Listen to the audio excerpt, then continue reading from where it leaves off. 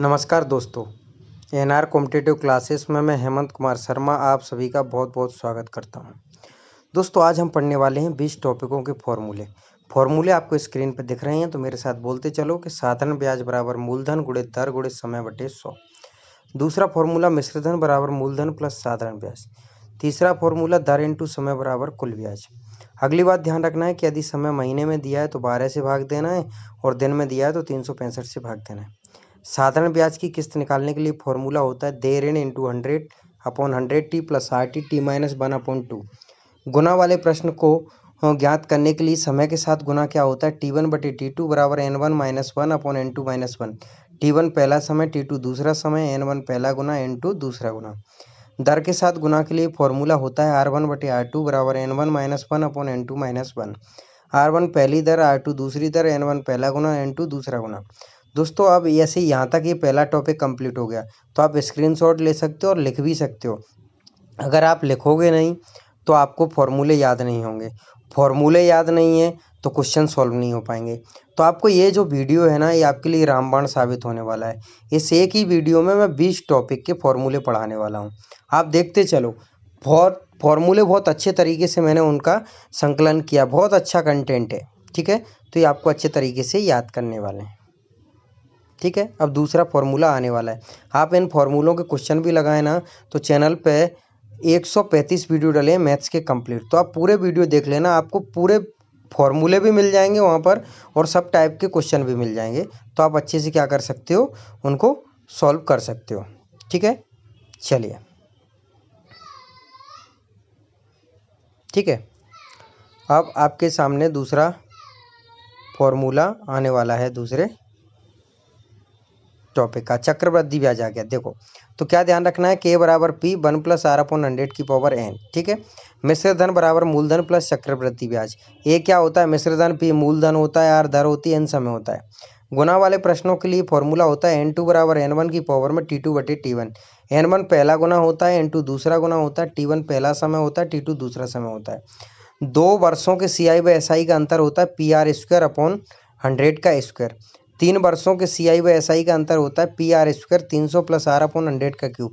देखो जितनी स्पीड में मैं बोल रहा हूँ उतनी स्पीड में आपको याद होने चाहिए, ठीक है। मुझे याद है इसलिए मैं बोल पा रहा हूँ, नहीं कैसे बोल पाऊंगा, ठीक है।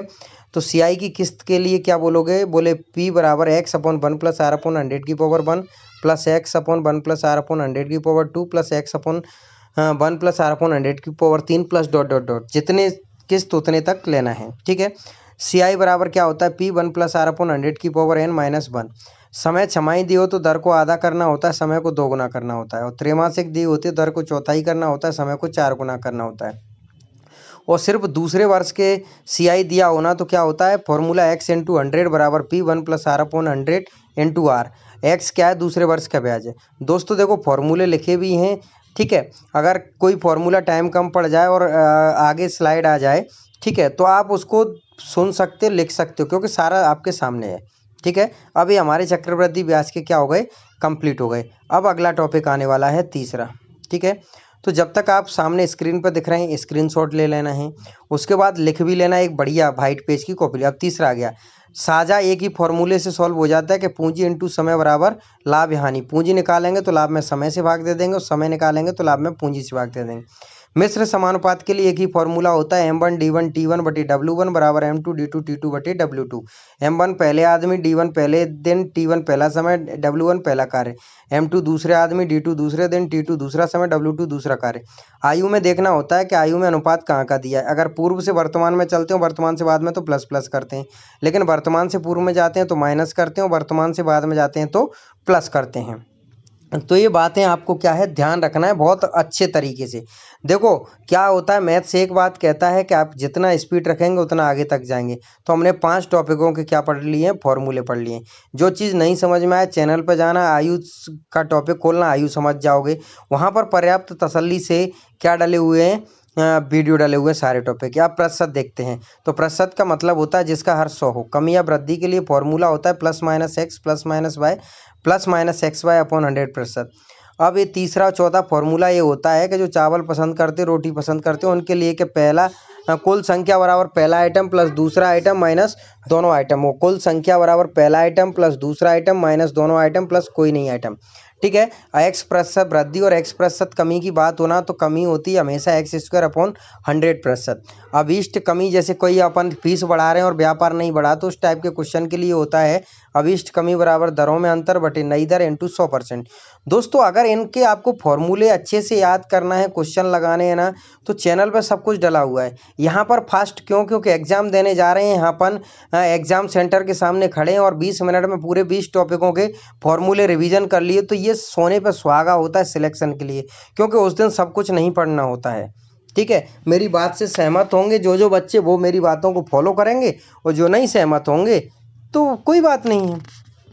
ठीक है, क्योंकि हमें स्पीड रखना है तब हम आगे तक जाएंगे। तो अभी अगला टॉपिक आने वाला है। ठीक है, आपको कहीं डाउट रहे आप चैनल पे जाना, प्लेलिस्ट खोलना, टॉपिक में मैथ्स के में सारे कुछ टॉपिक। लाभ हानि आ गया तो लाभ बराबर विक्रय मूल्य माइनस क्रय मूल्य, हानि बराबर क्रय मूल्य माइनस विक्रय मूल्य। लाभ परसेंट क्या होता है? लाभ बटे क्रय मूल्य इंटू 100%, हानि परसेंट हानि बटे क्रय मूल्य इंटू 100%। विक्रय मूल्य बराबर क्या होता है? लाभ या हानि प्रतिशत अपॉन 100 इंटू क्रय मूल्य। त्रुटि में लाभ परसेंट क्या होता है? त्रुटि बटे सही मान माइनस त्रुटि इंटू 100%। जब x% लाभ और x% हानि पर किसी को बेचा जाए तो हमेशा हानि होगी एक्स स्क्वायर अपॉन 100%। कमी या वृद्धि के लिए क्या होता है? Plus minus x plus minus y plus minus x y upon 100%। बट्टा एक ही चीज़ पे ध्यान रखना है कि अंकित मूल्य पर छूट देने के बाद जो बचता है उसे विक्रय मूल्य कहते हैं। फिर बाकी लाभ हानि के कॉन्सेप्ट से पूरा डिस्काउंट वाला टॉपिक सॉल्व हो जाएगा। फिर से कह रहा हूँ, कहीं कमी रह जाए चैनल पे पहुँचना, वहाँ प्लेलिस्ट में से सारे टॉपिक डले हुए लगा लेना। ठीक है, वहाँ भी ये फॉर्मूले लिखे मिलेंगे, क्योंकि शुरुआत पहले कॉन्सेप्ट से ही करता हूँ मैं। ठीक है, चलिए अगला टॉपिक आने वाला। 8 टॉपिक पढ़ लिए हम 6 मिनट 50 सेकंड में। अब हम अगले टॉपिक का इंतज़ार कर रहे हैं, स्लाइड चेंज होने वाली है। ठीक है,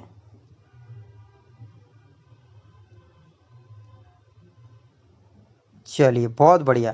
देखो वीडियो पसंद आए तो स्टेटस पे ज़रूर लगाना, लाइक करना, कमेंट करना, जिससे मुझे मनोबल बढ़ेगा तो मैं और भी आपके लिए ऐसी अच्छी अच्छी वीडियो लाऊंगा।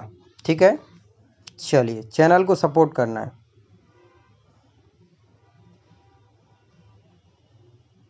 चलिए बहुत बढ़िया। और जब तक जैसे स्लाइड चेंज नहीं हो रही है तो एक बार आप और भी गुनगुना लिया करो ऊपर से फॉर्मूले सारे। ठीक है, आपकी नज़रें फॉर्मूलों पे से हटनी नहीं चाहिए, ऐसे उनको गाड़ लो आंखों में कि आपको एग्जाम में दिख जाए वो। ठीक है, चलिए बहुत बढ़िया। उम्मीद करता हूँ आपको मैं जो जानकारी दे रहा हूँ वो पसंद आ रही होगी।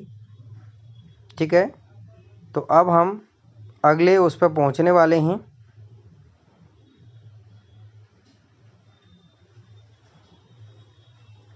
ठीक है, पहुँच गए भैया। समांतर श्रेणी क्या होती है? तो A comma A plus D plus A plus 2d A plus 3 dot dot A सब समांतर श्रेणी में। तो यहाँ पर प्रथम पद होता है ए और सार्वंतर होता है डी। एनवा पद ज्ञात करने के लिए फॉर्मूला होता है टी एन बराबर A plus N minus 1 into D. T N का मतलब अंतिम संख्या होता है, ए का मतलब प्रथम संख्या होता है, एन का मतलब कुल संख्या होता है और डी का मतलब संख्याओं में अंतर होता है। योग ज्ञात करने के लिए फॉर्मूला होता है प्रथम प्लस अंतिम बटे 2 इंटू एन। ठीक है, ए तथा बी का समांतर माध्य ज्ञात करने के लिए होता है फॉर्मूला ए प्लस बी बटे 2। हरात्मक श्रेणी क्या है कि जैसे 3 संख्या ए बी सी हरात्मक श्रेणी में दी हैं तो इनको उल्टा कर देंगे तो ये समांतर श्रेणी में बन जाएंगी। तो ऐसे आसान भाषा में समझ लो कि हरात्मक श्रेणी की संख्याओं को पलट देंगे तो समांतर श्रेणी बन जाएगी। फिर समांतर श्रेणी के कॉन्सेप्ट ऊपर पढ़ा है उसे हल कर लेंगे, फिर उत्तर को पलट देंगे तो वो हरात्मक में आ जाएगा। तो ये हमारी समांतर श्रेणी और हरात्मक श्रेणी कंप्लीट हो गई। 10 टॉपिक तक हम पहुँच गए। और फिर से मैं कह रहा हूँ वही बात कि अगर आपको इन चीज़ों में कि कैसे पुट करना है, पहले तो इनको याद करो। ठीक है, याद करो, फिर इनको पुट करने के लिए चैनल पर जाओ, प्लेलिस्ट खोलो और उसमें समांतर श्रेणी का फॉर्मूला पढ़ा, समांतर श्रेणी हल करो। हरात्मक श्रेणी का फॉर्मूला खोला, हरात्मक श्रेणी हल करो, तो सब डला हुआ है। और भी मैं डालता रहूँगा। मैं आप कमेंट करके बता दें सर ये बता दो। अब गुणोत्तर श्रेणी में ध्यान रखना है कि संख्या ए R square A R Q dot dot are गुणोत्तर श्रेणी में होती हैं। इसमें प्रथम पद होता है ए तथा सार्व अनुपात होता है आर। अब आपको आर निकालना होता है तो क्या होता है, नीचे लिखा हुआ है साइड से आप देखेंगे तो दूसरी संख्या बटे पहली संख्या। गुणोत्तर श्रेणी कैसे? जैसे A plus A R square plus A R cube plus dot dot dot का एनवा पद निकालने के लिए फॉर्मूला होता है टी एन बराबर ए आर की पावर में एन माइनस 1। टी एन का मतलब होता है अंतिम संख्या, ए का मतलब होता है प्रथम संख्या, आर का मतलब होता है सार्वनुपात और n का मतलब होता है कुल संख्या। अब यहाँ से n पदों का योग ज्ञात करना है तो फॉर्मूला एस एन बराबर होता है ए आर की पावर में n-1 अपॉन r-1। जब r बड़ा होगा तो ये लिखना है, और अगर 1 बड़ा होगा तो नीचे वाला फॉर्मूला कैसे n बराबर ए 1 - r की पावर n बटे 1 - r, जबकि r से बड़ा क्या होगा a। ठीक है, गुणोत्तर माध्य क्या होता है √ab। और अगर अपन को योग निकालने के लिए लास्ट नंबर दे रखा है ना, तो फॉर्मूला डायरेक्ट लगा देते हैं LR - a अपॉन r-1। अनंतर गुणोत्तर श्रेणी होती है a plus A R plus A R square plus dot dot अनंत। इसका योग निकालना होता है तो s बराबर a अपॉन 1 - r होता है। दोस्तों ये फॉर्मूले में स्पीड में इसलिए पढ़ रहा हूँ क्योंकि हमें स्पीड में ही इनको याद करना है, और मेरा टारगेट भी है स्पीड में पढ़ने का कि 20 मिनट में 20 टॉपिक खत्म। ठीक है, अब सोचो तो स्पीड कितनी रखनी पड़ेगी। आप कोई बात नहीं, वीडियो को रोकना, फॉर्मूला लिखना और ध्यान से सुनना है। आप उसकी जो नॉर्मल स्पीड है ना, उससे भी स्पीड कम कर लेना वीडियो की। ठीक है, उम्मीद करता हूँ आपको बातें मेरी समझ में आ रही होंगी। और देखो, कुल मिला के हम जिंदगी में कुछ करें या ना करें, लेकिन समझदार जरूर बनना है। ठीक है, अब औसत आ गया तो औसत बराबर होता है योग बटे कुल संख्या। औसत में संख्या का गुणा कर देंगे तो योग आ जाएगा। औसत का मतलब होता है बीच की संख्या। औसत चाल के लिए होता है 2xy बटे x प्लस वाई। और एक और होता है जब तीन बुद्धि रहे, तीन समान दूरियां, तो 3xyz upon xy plus yz plus zx। अंतर समान होने पर औसत होता है प्रथम प्लस अंतिम बटे 2। नोट करके एक बात जान लेना है कि योग के फॉर्मूलों में यदि संख्या से भाग दे देंगे वो तो सारे फॉर्मूले औसत के बन जाएंगे। जैसे आप समझ लो n धनात्मक संख्याओं के वर्गों का योग क्या होता है, n+1 2n+1 अपॉन 6। अब इसमें औसत में का बनाया तो मैंने सिर्फ n से भाग दे दिया। ऐसे ही n धनात्मक संख्याओं के घनों का योग क्या होता है, तो n+1/2 का होल स्क्वायर। इसमें मैंने औसत का बनाया तो सिर्फ n से भाग दे दिया। सम या विषम के वर्गों का योग क्या होता है, तो n+1 n+2 अपॉन 6। इसमें मैंने n से भाग दे दिया तो ये भी क्या बन गया, औसत का। तो देखो, हमें एक बात समझ लेना है कि योग के फॉर्मूलों में अगर हम n से भाग दे देंगे तो वो औसत के बन जाएंगे। और हम देखो औसत तक 12 टॉपिक पढ़ चुके हैं। ऐसा ही एक वीडियो और आएगा जिसमें बचे हुए टॉपिक और आ जाएंगे, तो आपका पूरा मैथ्स ही 2 वीडियो में ख़त्म। उसको लिख लेना, एक पतली सी बढ़िया 20 रुपए की कॉपी लेना है, ऐसे जैसे मैंने लिखे हैं अपनी कॉपी में आपको पढ़ाने के लिए। ठीक है, फिर क्वेश्चन लगाना। फॉर्मूले तो रटे होने चाहिए, है ना, बहुत अच्छे तरीके से। चलिए, बहुत बढ़िया। ठीक है, अभी औसत के 2 फॉर्मूले और आने वाले हैं, हाँ, 9 और 10 नंबर पे। ठीक है, तो थोड़ा सा ऊपर से इनको पढ़ते रहना है जब तक स्लाइड चेंज होने वाली है। ठीक है, और कमेंट जरूर करना। देखो स्लाइड चेंज हो गई कि n सम का योग होता है n+1। औसत का बनाया तो n से भाग दे दिया। n विषम का योग होता है n²। औसत का बनाया तो n से भाग दे दिया। तो ये बात तुमने समझ ली है कि अगर हम योग के फॉर्मूलों को n से भाग दे देंगे तो वो सारे फॉर्मूले किसके बन जाएंगे, तो औसत के बन जाएंगे, है ना। चलिए, बहुत बढ़िया। तो हमारा यहाँ पर औसत के फॉर्मूले कंप्लीट हो गए। अभी थोड़ा सा वक्त में स्लाइड चेंज होने वाली है, जब तक इन दोनों फॉर्मूलों को देखते रहा करो। ठीक है, क्या वो आंखों में गड़ जाएं, टकटकी लगा के बढ़िया घूर के देखना है। ठीक है, चलिए, बहुत बढ़िया। और इनके सबके क्वेश्चन लगाने के लिए आप चैनल पे जाना और पहले वीडियो निपटा दोगे ना सारे टॉपिकों के, तो आपको सारे कॉन्सेप्ट फिर से क्लियर हो जाएंगे। स्लाइड चेंज हो गई। माध्य का बहुलक रेंज के लिए क्या ध्यान रखना है कि माध्य कोई समांतर माध्य बोलते हैं, उसी को औसत बोलते हैं, और इसको निकालने के लिए योग बटे कुल संख्या होता है। माध्य का निकालने के लिए क्या होता है कि सबसे पहले जो संख्याएं दी हैं उनको आरोही क्रम में व्यवस्थित करते हैं, फिर बीच वाली संख्या जो है ना माध्य का होती है। बहुलक क्या होता है, तो दी गई संख्याओं में सबसे अधिक बार आने वाली संख्या क्या होती है, बहुलक। रेंज परास या परिसर क्या होती है, अधिकतम वैल्यू माइनस न्यूनतम वैल्यू। त्रिकोणीय संख्या ज्ञात करने के लिए फॉर्मूला होता है n+1/2। n+1/2। बहुलक माध्य का और माध्य में रिलेशन के लिए फॉर्मूला होता है बहुलक बराबर 3 माध्य का माइनस 2 माध्य। विचलन को ही प्रसरण बोलते हैं, उसी को वेरियस बोलते हैं, और उसको सिग्मा स्क्वायर से दर्शाते हैं।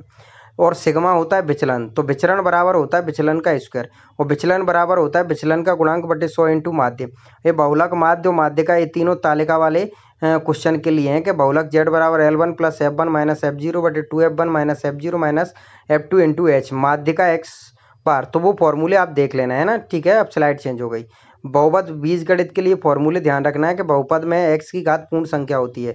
बहुपद में x बटे में नहीं आता है, रूट में नहीं आता है, माइनस में नहीं आता है। इससे बहुत सारे क्वेश्चन बन जाएंगे आपको, तो वो ऐसे ही पूछता है कि इनमें से कौन सा बहुपद है कि नहीं। ठीक है।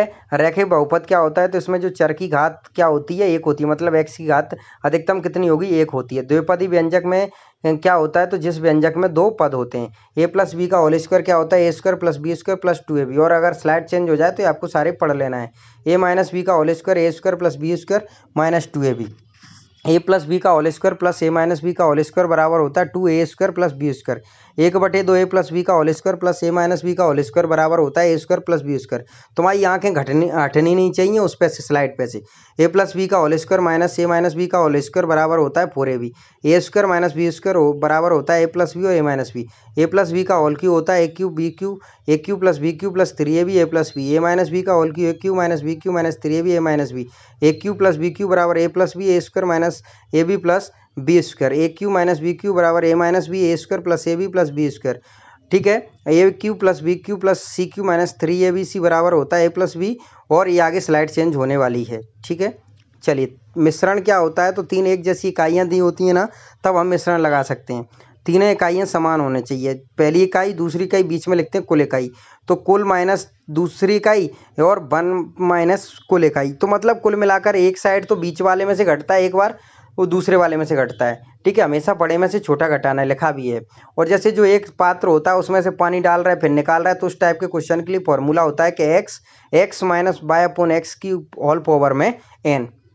समझे, वो बोलता है, बोले एक पात्र में 50 लीटर ग्लिसरीन भरा है, उसमें से 5 लीटर निकाल लिया फिर उतना ही डाल दिया, फिर 5 लीटर निकाली फिर उतना ही डाल दिया, तो बोले अंत में ग्लिसरीन कितना बचा। तो इस टाइप के फॉर्मूला के लिए रहता है कि x minus y upon x की पावर n। ठीक है। चलिए, बहुत बढ़िया। तो उम्मीद करता हूँ कि 15 टॉपिक तो हम पहुँच ही गए।